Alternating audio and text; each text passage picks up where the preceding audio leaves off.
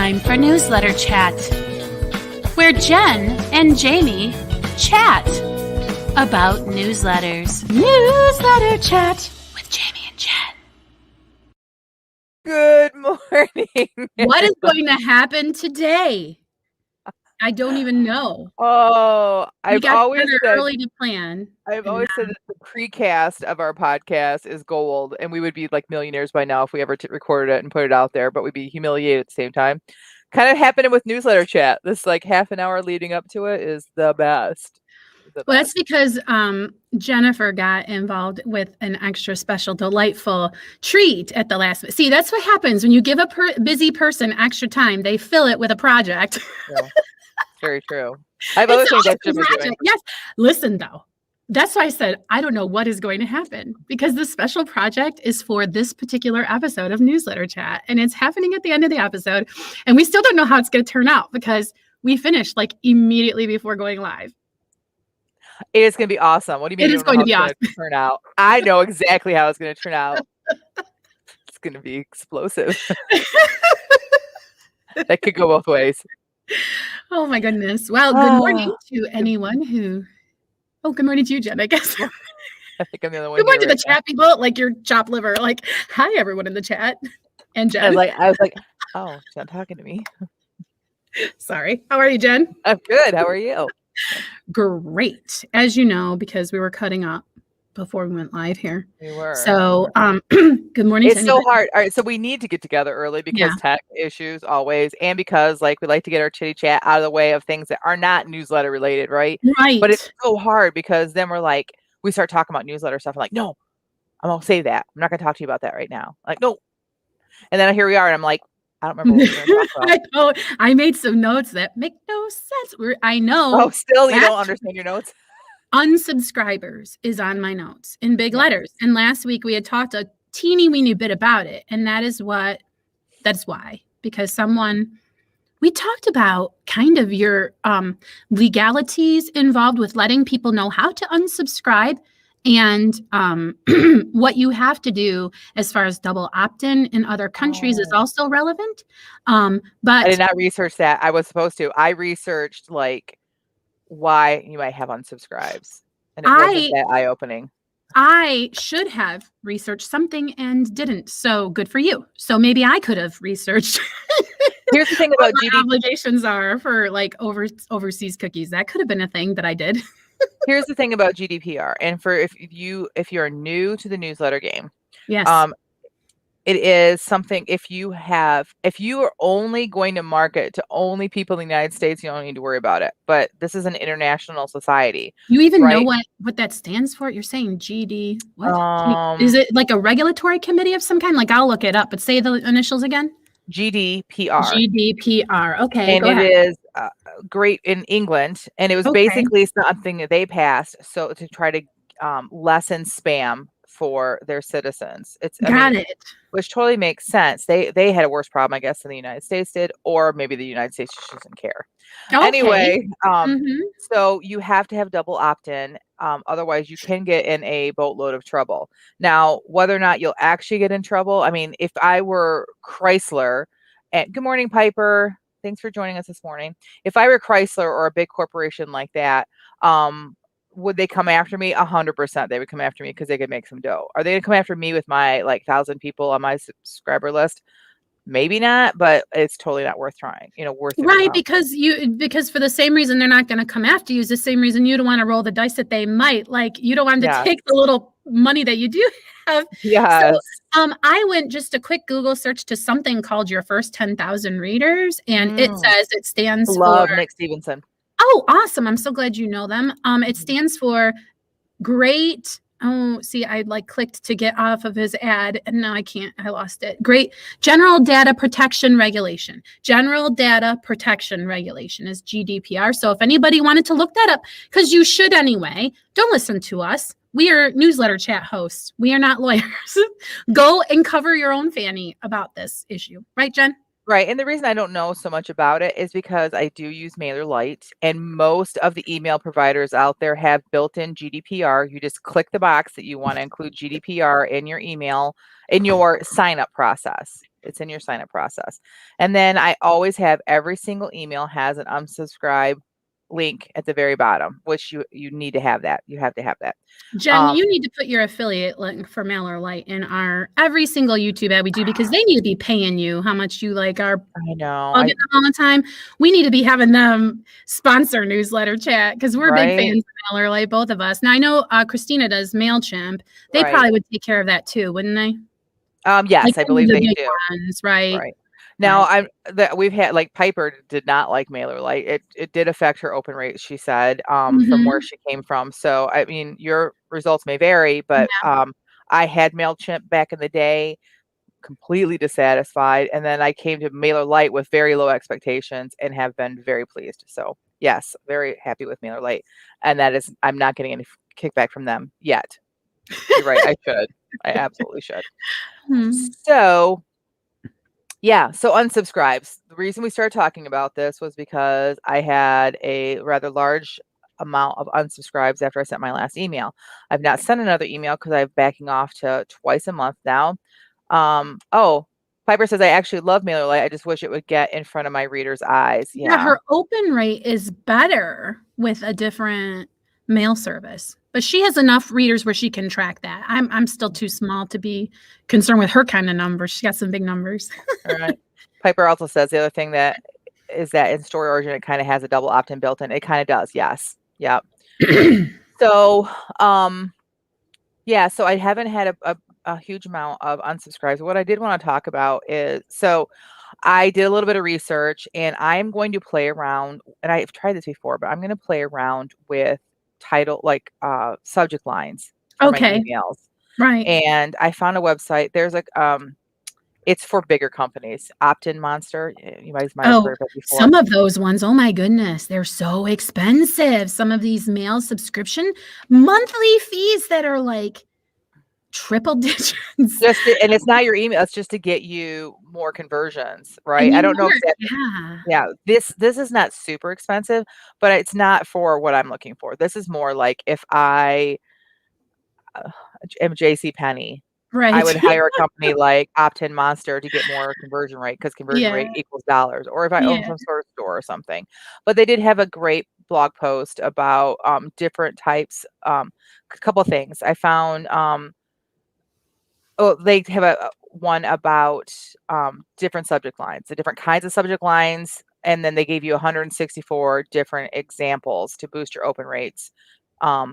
So that was interesting. Some of them would not at all work out for me because I don't own JCPenney, but something like, like, your prescription is expiring. That's not going to work for me. Well, it might get them to open it, but it might get them to unsubscribe. Let's talk about that for a second, Jennifer. You can't be disingenuous about what your email contains, right? That's going to cause people to run for the hills. 100%. But like, I could take, like, JetBlue, they have a sample here that says you're missing out on points. I don't do points, but I do have lots of free book offers. So I could put something like that, which would tell them 100% what's in the book, or in the email, excuse me, but would also be like more engaging, right? So take a look at that. You can you're missing your happily ever after or something like that, right? Yes, exactly. Yes. But from the research I did, I kind of feel like what I found was exactly what I was thinking. I just need to make sure that my emails contain good content that match what my readers expect, which I feel like I do. I think maybe I'm possibly people are just weeding themselves out. There will be a lot of people that are only trying to get books. And I know this because I've noticed, so over on BookFunnel, which I'm not even doing a promo over there. We're going to talk about that in a second. Every day I've had new readers for the past week that I have to transfer over. I guess I don't pay enough for them to do it for me, which is lame. But when I transfer them over, maybe I'll have 20 some readers, but I'm only getting like 4 or 5 of those readers because I already have those readers in my email. They're already in my email address. So how in the world are they getting my book again? Okay. Right? So, right. Okay. Can we just wait a second? So what you're saying, I just want to make sure that this really happened to you, because I thought it happened to me, but then I thought I was a confused person because sometimes I get mixed up. So in your where you had people that you book funnel. And they did not migrate to your MailerLite list. They did. No. Yeah. I have to do it myself. That's what I'm saying. I thought when I paid that money that they were going to get added and go right into I thought they would get my introductory email that says, welcome to my newsletter and has a free short story inside it. Like, that's why it says, what list do they get added to? I thought like in there, do you know what I mean? Is this maybe something they don't know is happening? No, I went and looked at their pricing and it shows that the what I'm paying for now, it shows that they don't do it. So I should, since I'm not the only one that was under that impression, I think I should send an email to them and ask them if they've changed what they offer in their different pricing, because I've been paying for MailerLite, or I'm sorry, for BookFunnel for years now. This is not something new for me. I started paying. I started paying because I wanted to distribute my audio through them. And so I intentionally paid to get that capability, knowing that I was upgrading, I thought, to not have to keep downloading. So I could go over there and find subscribers possibly that have been languishing again. Jen, I thought I had fixed that. I mean, no offense, but I'm a little bit frustrated because the first time it happened, I thought it was a setting that I had not done right or something. Do you know what I mean? So anyway, we'll talk off camera about what I'm paying and if that's the plan that should be expecting that, because that's boring for listeners. But anyway, moving on. Piper says, I like that StoryOrigin doesn't allow people to sign up again for your list if they already have. I like that too.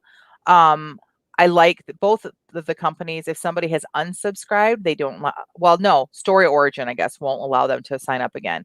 But what I think is happening at BookFunnel is people have downloaded my book, but they are the kind of people that download hundreds of books and like never get to them. And I'm not saying that's a bad thing, but it kind of is, because I want you to read my book so that the whole point is for you to go through the series.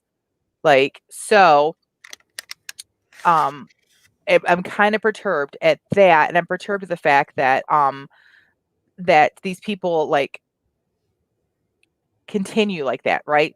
So what my problem is that I don't want to go just straight up StoryOrigin, because there's different readers in both areas. But if I get to the point where I feel like I have completely stripped BookFunnel from the amount of people that like, if they're not getting new readers in, then I might do that, because I'm paying for it. And I feel like I'm putting more work in than I need to for what I'm paying for. Right. Yeah. I mean, beg your pardon, but that's exactly why you, sit down and evaluate every year. When you redo your business plan, you can take a look at it next year and you can see if you got the results that you were expecting, and just don't write that line in there next year if it's not serving you. Piper says, oh, BookFunnel has that in the settings too. You can set it so that they are not allowed to opt in a second time. I'll have to go back and look at that, because I never saw that. I must have missed that in the settings. So yeah, interesting. All right. So there was something else we were going to talk about BookFunnel, you and I, and we're like, oh dear. You said, oh, I know what I wanted to talk to you about. Oh no, we'll wait till we go live. Oops. See, if you would have even given me like a sounds like, or bigger than a bread box or something. I will say that I made a group promo. Remember, it was kind of a challenge. First of all, I want to say the first thing I did was I went in and I sent a little personal thank you note to every person who had put on a group promo before me. I found their email in StoryOrigin or wherever it was, because I don't even know what I'm talking about that part. But whoever they were, I sent them a little message that said, thank you so much. I'm still trying to build my newsletter list, and I'm so happy that there was somewhere for me, just because I feel like if someone's doing that, probably no one ever says thank you. So I want to be the one. Then I went to set up my own. And here's what I learned. You want to have whatever picture that you're going to use as your little graphic ready to go, because they are going to put your application live for people to join it immediately, even if you don't have the banner on there. And people might not be straight up what the dimensions of the banner are, so you could, before you hit it live. I think so. And I think it was 1300 by 1300, but I cannot, please don't quote me on that. I'm just saying what I think. I've done a billion things since then, and you know how I am with details, but I think that's what it was. And so I would have my graphic ready, because immediately when I clicked enter from the first page, it was like, here you go. It's now people can apply to join in. So it's not like, there's a second screen that says now upload your graphic. Like I was kind of hoping there would be. I had to go back, or it says click here to upload a banner image. You know what I'm saying? Right. So and this is in Story Origin, you said. Yes. Yes. Yeah. I have not tried with BookFunnel. So what's interesting is I kind of open up this weird Pandora's box, because then then I have this Story Origin promo ready to go. And then I was like, but wait a minute, how are people ever going to know that it exists? Just like any flipping thing else that you do, you got to like pass it around and ask people to sign up. Barf. So I kind of did in my reader friends. And then I went looking for these groups that's like, join my promo, I'll join your promo. And I'm just going to say that they're out there, and watch out, because some of them are like, pay $10 and then you'll be in this raffle and we'll give away, whatever. And I'm not saying don't join them. I'm saying that they exist. So you have to like start to be real discerning about where you want to spend your money. Make sure you're checking with your business plan to make sure that anything you do is accounted for in your marketing. And that's the tips I wanted to give you about promos. Yeah, because it could be a good promo. Like say there are a group of people that write the same genre as you, and you all agree that you're going to give away like a Kindle with all of your books on the Kindle.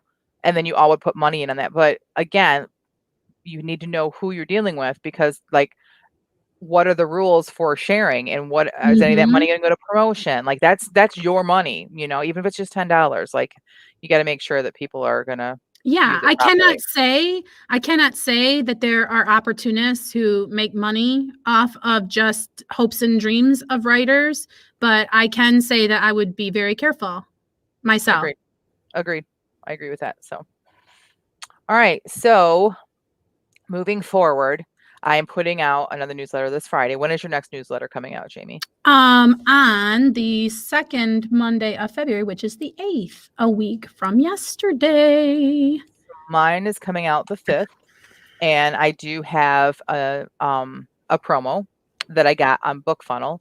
And again, if you are going back and forth between BookFunnel and Story Origin, know that in your campaign planner in Story Origin, there is a place for the campaign you're doing that you're planning out that you can put private notes in that no one else can see. And good idea, as soon as you sign up for a promo at BookFunnel, copy and paste that over into your newsletter. So when you go to write your newsletter, you have all the information you need right there to where to leave. So that's what I've done. That's coming up this week. I don't have any newsletter swaps at the moment. One thing I do, I still, and this is not Story Origin's fault, but I still have so many people trying to book swap with me, or newsletter swap with me. I think because I have a decent size newsletter list now, and they don't match genre at all. And so first of all, I'm not going to do a disservice to my readers and put a book in a military, non-Christian, non-romance book in the face of my readers, but how they're doing a disservice to themselves. Like my avatar reader is not going to give a flip about their books, but let's say they accidentally, all right, well, Jen suggested it, I'm going to get on this mailing list. They're going to hate everything that person does, and they're going to be gone in a heartbeat, right? There might be one or two, a handful of readers that would like all kinds of genres, but mostly my readers are very specific, and so I don't understand people trying to cast their nets wide just to get their numbers up. Like maybe it's just a newbie thing. So what is the takeaway? Don't be that guy shorthand. Too long did not read. What? Don't be the guy who does what? What are you saying that they're doing wrong? You make sure that when you do a newsletter swap, that it services you as well as the other person. Find newsletters that are the same genre as you, or at least super darn close, because you're not going to help the person you're swapping with. And it certainly isn't going to help you to have a newsletter list of 10,000 people that won't read your book. It'd be better to have 1,000 people that are specific and are targeted, that love your genre. All right. Piper says, in my newsletter description, I put that this is the type of book I swap with, and my readers expect this type of book, but it seems okay, so it seems reduce it. I have on there, I don't think people read it, because I put on there that when I do a newsletter swap, I always share the link so they can see how I featured their book. And I would that I request the same. Jennifer, yes. And this is something that my husband had to help me through personally, because I had someone apply to do a swap with me in the same sort of a situation. At the time I was promoting, it was like a women's fiction humorous book. And the book that he wanted me to promote was just not a match, the genre and everything. And I really felt bad to say no, because I felt like, oh, this poor person. But then I went and looked, and I noticed that he had kind of applied to a whole bunch. And then I felt not so bad for saying ignore. So I do want to say also, here's a little bit of permission from me to you. If you do run a Story Origin and you feel really guilty to reject someone for any reason, okay, there could be a reason that they're rejecting you that has nothing to do with your writing, nothing to do with your cover. It could just be they don't think you're a good fit for their audience. So don't take the rejections personally, and don't be afraid to dish them out. You're not hurting feelings. Right, because it's the feelings you need to be worried about are your readers on your newsletter list. I feel this complete need to protect my readers, like to give them what they want and to like nurture them, because I want to build super fans out of that list. That's why I check my email almost every day, so that if somebody from my newsletter list has responded to an email, I will write them back. Like I want to be that person for them. I don't want to give them crap. Try to be very conscious about that. So don't worry about hurting someone else's feelings that wants to swap with you. Even though I'm the person that like I was there, I had like 30 subscribers at one point in my life. We all have.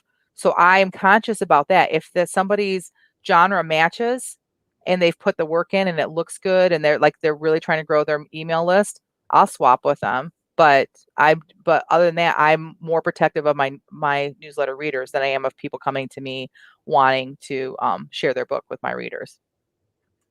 So Piper says that she likes the archive link thing. I wish people would use that more. I love using it. I always archive a copy of my newsletter so people can get a really good feel of what they're applying to be a part of. And if I could see your newsletter and know that my book was going to be a match for what you already have going on, that would be so awesome. Do you know what I mean? Because like I want it to be the same sort of aesthetic or vibe or whatever, because I do write multiple genres, but there's still a brand that I'm going for. There's still a feel, and some pieces, some covers work and some just don't. And if they just took a minute to peruse my newsletter, they would know before they applied. Do you know what I mean? Mm-hmm, exactly. Piper says, Jen, have you surveyed your readers to know for sure what they like? I have not. And I could do that, but I guarantee that if they are on my list and they want military, they're going to be a very small number. Like I know my avatar very well and I communicate with them. She says, I was surprised when I had a survey tied to my birthday giveaway at some of the answers I got. Romance genre is very specific. Yeah, it is. And I think that that's why marketing to them, like there's so many opportunities, because a romance reader wants romances. I mean, they are going to find, like, you know, is not a question. What do my readers want? Romance. When do they want it? Now. That's why I made my promo specifically, please no romance for this promo. You know what I'm saying? Because romance readers are going to know where to find that, is what I'm saying. Yes, it's very specific. I'm not saying you're wrong. It probably is a good idea that I do a survey. And I have thought about that, but my survey would probably be more along the lines of, do you want promo? Are you looking for free books? Are you looking for, maybe they want recipes, like your pudding recipe, even though it's not yours, but still you could link to it. Right. 100%. Because she has it on. Yeah, I could do things like that. Very much like, Karen Kingsbury or, what's her name? Debbie Macomber or, who's the other one I was saying about the other day? Their newsletters, Beverly Lewis, their newsletters are very much like girlfriends sitting down and chatting. And like Debbie Macomber has it like seriously, like she will share, like you said, recipes, crafting ideas, because she knows her readers. So that would probably not be a bad idea for me to survey, just because beyond books, what are things I can share with my readers? I know that they don't want books that are outside of the genre, or that are too far outside of the genre. Well, Piper says that MailerLite has an awesome way to do surveys. So maybe that is something on your little horizon. Maybe not for this newsletter, but maybe the next one. you know what I do want to survey is I'm really curious to find out if my readers are only interested in historical or because I do have some contemporaries coming out. I don't know if I need to write I have an idea. I don't know if I need to write underneath a pen name or not and separate out, like segment out my email list to the contemporary or because I like both, but maybe they're so avid that they have like specific. All right, I'm gonna what's your put an idea? ideal out there. You might hate it because you're trying to be so protective of your readership, but why not offer a newsletter swap in your genre and in the same newsletter offer a swap that is contemporary and see how many clicks you get. Make sure that it has a cover that feels like what your cover would look like. Make sure it kind of feels like your book would feel. You could even read it ahead of time and feel like, is this a book my readers would want? And then if you get a lot of click through on that, you know your readers are interested without having to pull them. If you don't think it's too many free offers to like irritate them. No, I think that's a great idea. I've offered 2 books before. My max what I would do would be 2 books and 1 promo or 1 book and 2 promos. I don't wanna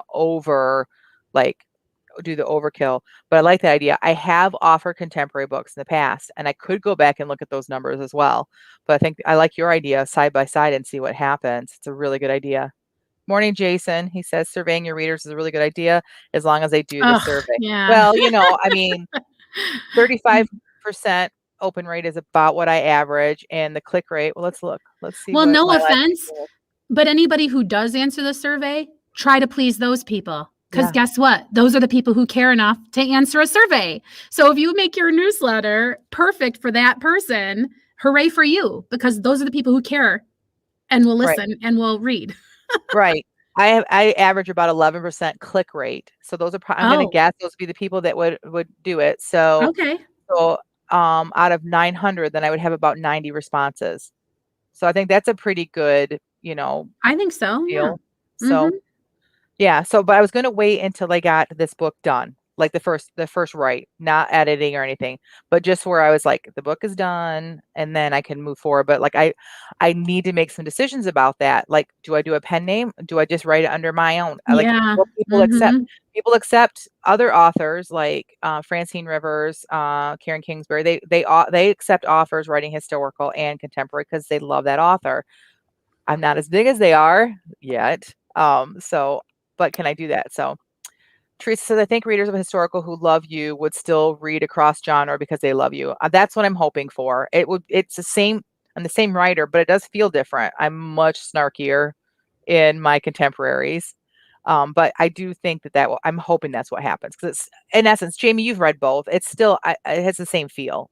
You can still tell it's written by me, right? Right. Well, and then there's a certain segment that just will appreciate that it's a quality book, Jen. I mean, you're a good writer and the writing is going to be, something people will chase after. So there's that factor as well.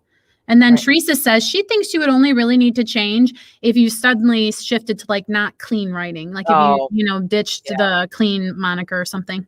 Right. No, that's not going to happen for me. I just,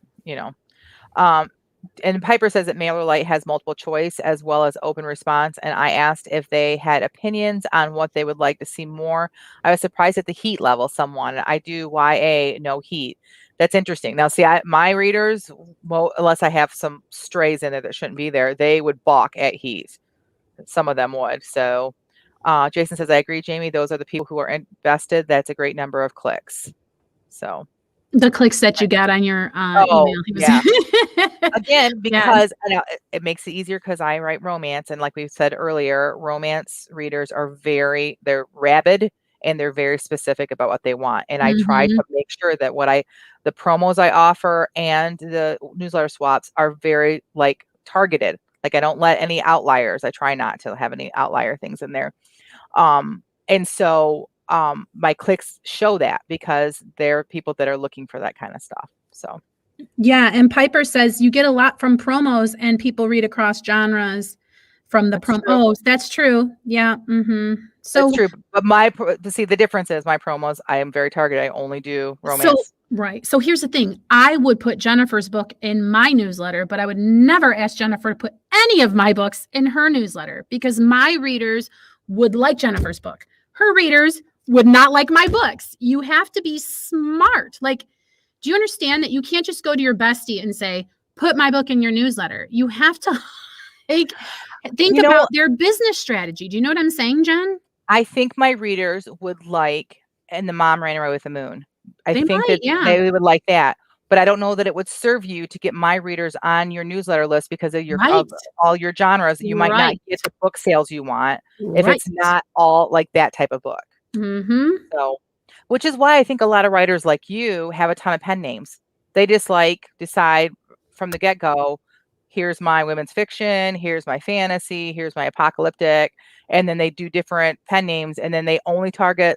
It's a lot of work, but then they can like really know that their open rates are going to be for that genre.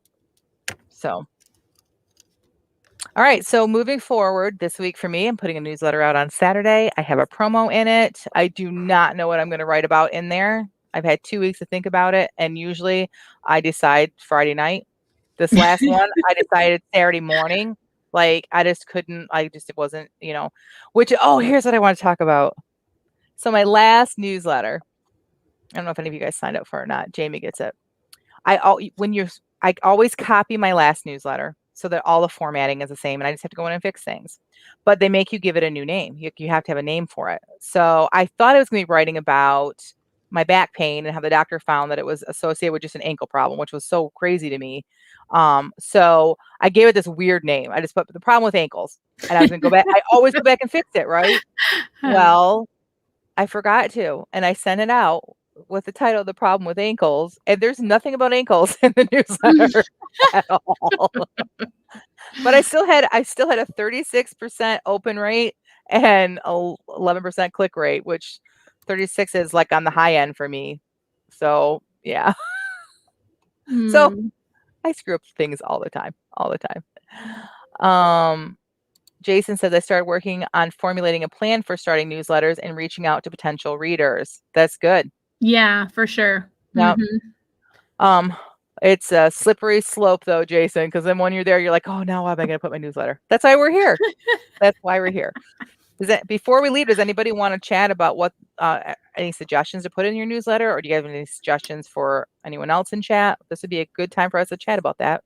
Yeah. Are you guys like stumped? Do you guys need an idea? Do you guys need a suggestion or some inspiration? I like to look at the calendar if I get really stuck, like I know that a big football game happens, in January, February-ish. So, then, spring is right around the corner. You can say like, ooh, April showers. Do you know what I'm saying? So, yeah. There's a lot of inspiration just kind of around to be plucked out of the air if you're stuck. I could totally write about the Super Bowl coming up this Sunday, and I don't know if my readers want to hear it. I know, right? I would actually like to talk about the fact that my team trade away my quarterback. I don't want to even talk to you right now because you and all of my other football friends totally let me down and didn't even let me know that we have Tom Brady. What in the world? Like, I should know this. I know I'm stupid about football, but the Tampa Bay Buccaneers getting Tom Brady is a thing my football friends should have told me. Well, probably your football friends who like Tom Brady. I am not one of those. I am an anti-Tom Brady kind of a person. I had no idea. And then here's like the Super Bowl happening down here and everything. I am sports clueless anyway. But so I'm just teasing. And all my friends know that it's totally a joke because my friends who even were following football were not, because last year was so crazy with all the weird no one can play or whatever. Right. So it's totally a tease that I was giving my friends. I was like, how could you not tell me that we got him? That's big news. Well, you're going to Super Bowl, so enjoy it. Jason says, what do you guys suggest you put in a newsletter when you're first starting? Well, I have a different opinion. So do you want me to go first? You go first. I wouldn't do a newsletter yet. Go ahead, Jen. I wouldn't do a newsletter yet. I would do a plan. So he's planning out. Maybe Jason, you're a planner and like me. So maybe you are like already thinking ahead that when your book is done and you have it ready to give away, that's when you do your newsletter. That's when you start. So then it becomes a lot easier because then your newsletter is like thanks for signing up for my newsletter, whatever. Like the first newsletters you're going to write are what you're going to be your automation and your onboarding sequence for when people sign up for your newsletter. And then after that, you just start writing about what's going on in your life, in your writing life. You talk about when the next book is coming out, and you start doing newsletter swaps where you start looking at other people's books and you share them with your readers. That's what I would suggest. So right now, game plan is start thinking about, like, start learning how to do an onboarding sequence. You could go ahead and write that. I wrote my onboarding sequence super early, and we have, if you go back and watch all of our old newsletter chats, they'll be on Facebook and on YouTube. We talk about this, the whole starting your newsletter early on.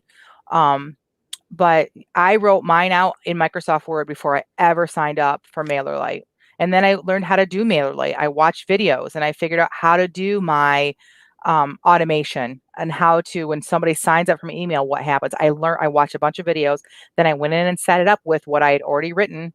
And then when I was, so it could be sitting there. MailerLite is free for your first 1,000 subscribers.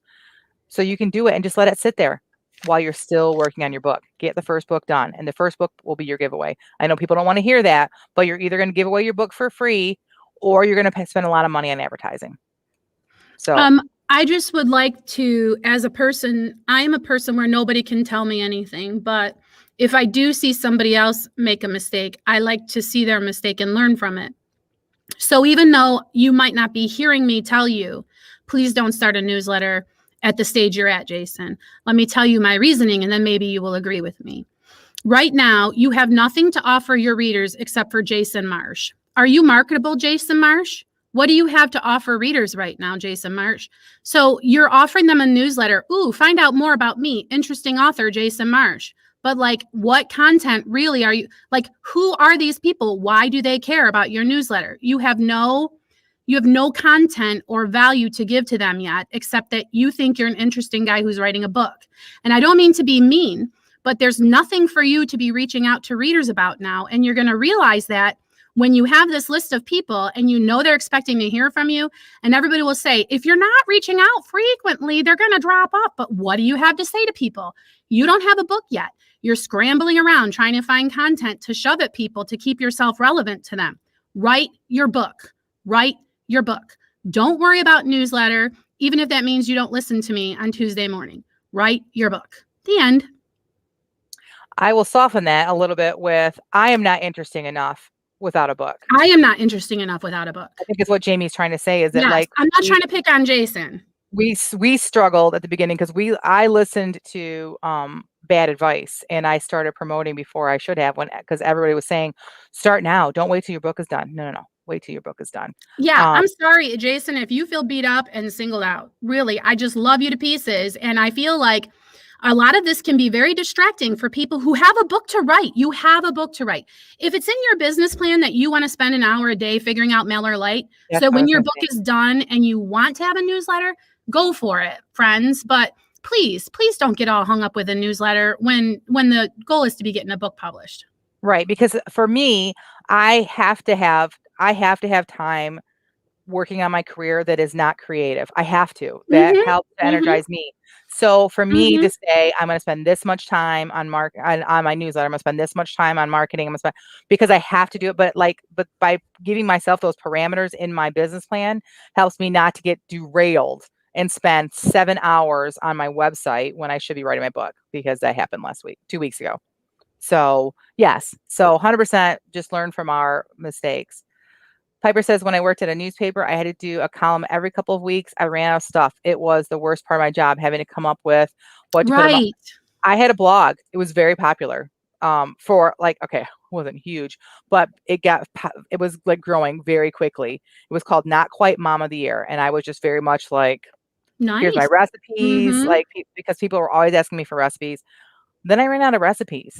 And then I found myself like trying to create recipes, and I ain't got time for that. Like, all of a sudden it was just so like hard for me to come up with things. And then other things in my life happened, and I just walked away from the blog. And because I knew I wanted to be a writer, but I didn't want to be a nonfiction writer. I wanted to be writing novels, but I thought that blogging was the way I was going to become a writer, and it wasn't. So They always say to build your platform, but I know it's too soon. I will plan to start when I'm 6 to 8 weeks out for my launch. Same here. So like I'm on the cusp of finishing a couple of books, but I'm not going to like jump into publishing them right away. I'm going to get some stuff done. And then I'm going to have a much better strategy for sure. And I just have to say to you, as both a strategist and an individualist, that my second piece of advice for you is to don't listen to a word that I say.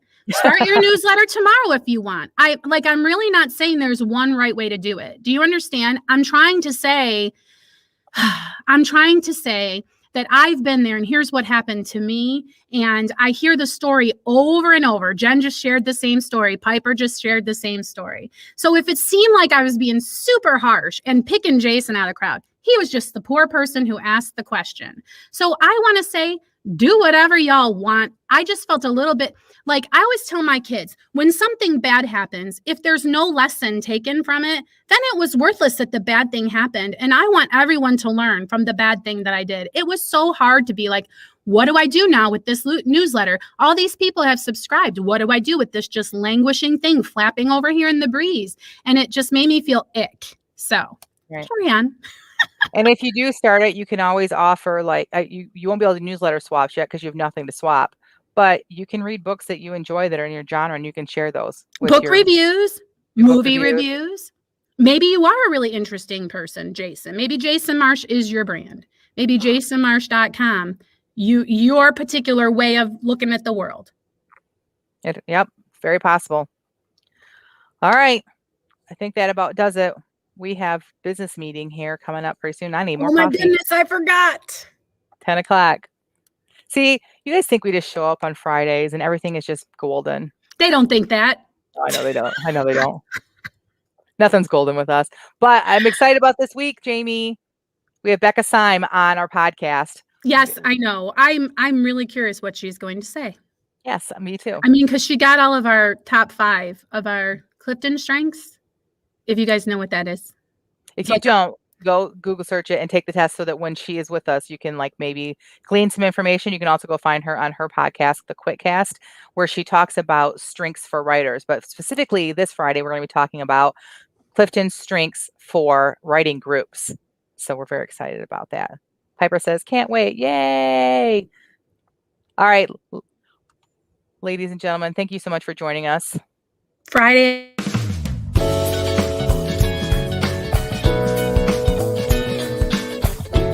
We're so glad you joined us for Newsletter Chat. Beyond.